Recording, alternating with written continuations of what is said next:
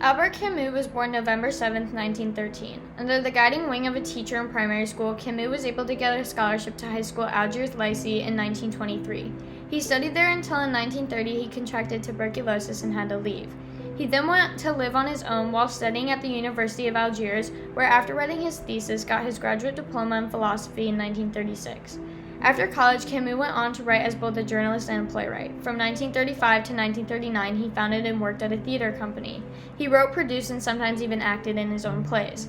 During 1937 through 1939, he also wrote for a socialist paper called Alger Républicain, and later wrote for a similar paper called Soir Républicain. In 1940, Camus married Frances Foer and started working for a magazine called Paris Soir. In 1941, he moved to Bordeaux with the rest of his staff, where he finalized his first two books, The Myth of Sisyphus and The Stranger, which were later published in 1942. From 1943 through 1947, Camus made many accomplishments. He joined the French resistance cell combat during World War II, where he became the editor of their newspaper while serving in the war. He also had twins, Catherine and Jean, in 1945. Camus then retired from combat in 1947 and published another famous novel titled The Plague. During this time, Camus also became good friends with fellow philosophers Jean-Paul Sartre and Simone de Beauvoir. They all hit it off immediately and would frequently attend the Café des Fours in Paris. Their friendship lasted a while until a big falling out over their differences in beliefs. Camus was in support of the Soviet Union and Marxism, while Sartre liked Russia and their communist ideals. When Camus pointed out their difference in opinion, Sartre, quote, told him to shut it. Camus couldn't wrap his head around Sartre's support for communism when it involved so much killing, despite his own controversial support of Joseph Stalin. During this time, Camus also published The Rebel, a controversial philosophical analysis which also contributed to him and Sartre's falling out. In 1956, Camus published his last work of fiction, a novel titled The Fall. He then won the Nobel Peace Prize for Literature in 1957 for his, quote, important literary production which with clear-sighted earnestness illuminates the problem of the human consciousness in our times. Camus tragically died on January 4, 1960 in a car accident. The African country of Algeria was a very important piece to the French Empire. Along with being the largest of France's colonies, it was also important because it was legally classified as part of France instead of just being a colony. French Algeria was also a great colony for France because of how close it was to France. Since it was only 640 kilometers or 400 miles away, it was relatively easy to control, unlike other French colonies, which were much farther away. France colonized Algeria in 1830 and officially made it a French territory in 1847. The French maintained control of the colony until 1962, when The Stranger was written in 1942, which was when many Algerians were starting to dislike French rule.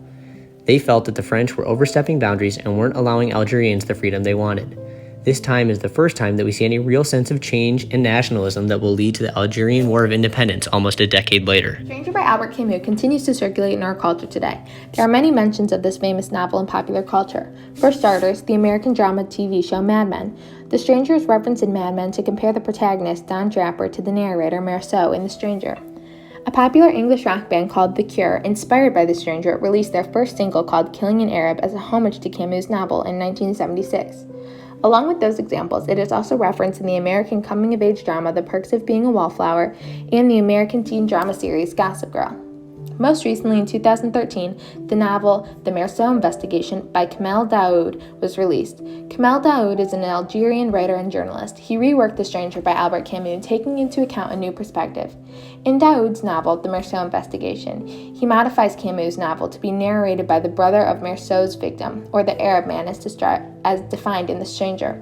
Haran, 7 at the time of his brother's murder, now an old man, tells the story from his perspective. This reworked novel becomes a form of restitution. It gives the Arab victim a name, tells the story, and reveals the heartbreak of his family.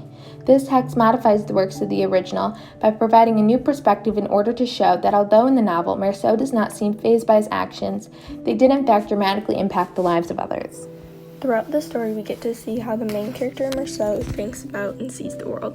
He has an existentialist view which stems from the author Albert Camus, who is an existentialist.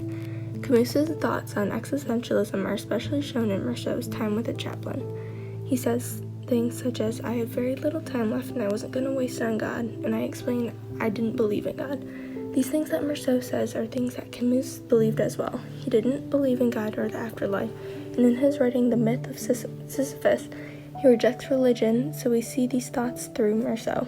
When Camus writes more autobiographical like this, it feels more believable and in-depth for the reader. Camus truly believes in what he is writing about, existentialism, and didn't just use the ideas for a good character, so it makes the whole experience more real for the reader. The relationships between the people of France and Algeria have not always been the best, and were especially strenuous during the time Albert Camus published The Stranger. At the beginning of World War II in 1940, Germany invaded France, taking control over the French Algerian colonies long ruled by the French. With these colonies under new control and war blossoming up all around them, the Algerian people began to see glimpses of independence. Along with this hope for sovereignty came great Algerian nationalism and a hatred for the French who have long kept them from their freedom. Now you might be asking yourself what this has anything to do with Camus or his book, so let's take a look. Albert Camus was born in French Algeria during France's colonial rule, and unlike the 99.7% of the Algerian population that is Arabic and Berber, he was a predominantly French white man. Even though he spent much of his life in poverty, Camus' status as a Frenchman gave him social power over the native Algerian people, specifically the Arabic and Berber populations. Just like Camus, the main character of The Stranger, Meursault, was also born into the European side of the French-Algerian world. He was described by Camus as a citizen of France domiciled in North Africa, a man of the Mediterranean, a homo du midi, and one who hardly partakes of the traditional Mediterranean culture. The worlds of the Europeans and Arabs were almost completely separated in French Algiers, the two demographics rarely associated and lived in different parts of the city. When looking at this drastic segregation, you can imagine the uproar that occurred when Meursault killed an Arabic man because of a glare from the sun, and then proceeded to shoot his dead body 4 more times. In a time where Algerian nationalism and hopes for independence were on the rise, the killing of one of their people by a white Frenchman who held colonial rule over them sent a message that Camus did not support Algerian independence. Although it is unclear if Camus had any intention of sending this message by including this scene in his story, it is known that the Arabic and Berber natives of Algeria saw it this way. Personally, I believe that Camus must have known what he was doing when he wrote a white Frenchman killing an Arabic man in his story, and I believe it was wrong for him to do so. Although Camus supported the Algerian people and their political rights, he did not support Algeria becoming an independent country, leading readers to believe he was sending a message to Algerian independence seekers with this part of the story. Chroniques Algériennes, which translates to The Algerian Chronicles, was the final publication by Camus. It was a collection of newspaper articles and other texts that Camus had written discussing his feelings on French-Algerian politics and society. In the text, Camus often talks about how he felt alone in French Algeria. He was hated by the Europeans because of his judgment of their governmental policies, and scorned by the Arabs because of his refusal to support an independent Algeria. We believe that this loneliness inspired Camus to write the character Meursault. Much like Camus, Meursault does not fit into traditional French-Algerian society, or any society for that matter. He refuses to conform to the Christian values of the church and voices no support or opinions for any particular person throughout the novel. Through Camus' work in the Algerian Chronicles, we can imagine he made Meursault act similar to how he would have acted in many parts of the story, and we believe he used this character as a projection of his own isolation that he was feeling at the time. Although some would argue Camus' lifestyle was not one they would choose for themselves, you cannot help but admire his hard work and defiance of the odds. Camus shows us that we do not have to live the same life as everyone around us. He refused to conform to anyone's standards, and as a result was both hated and loved by many. But in the end, he died a successful man that will continue to inspire generations of existentialists for years to come, and accomplished much more in his life while living in no man's land than those around him who conform to the societal standards.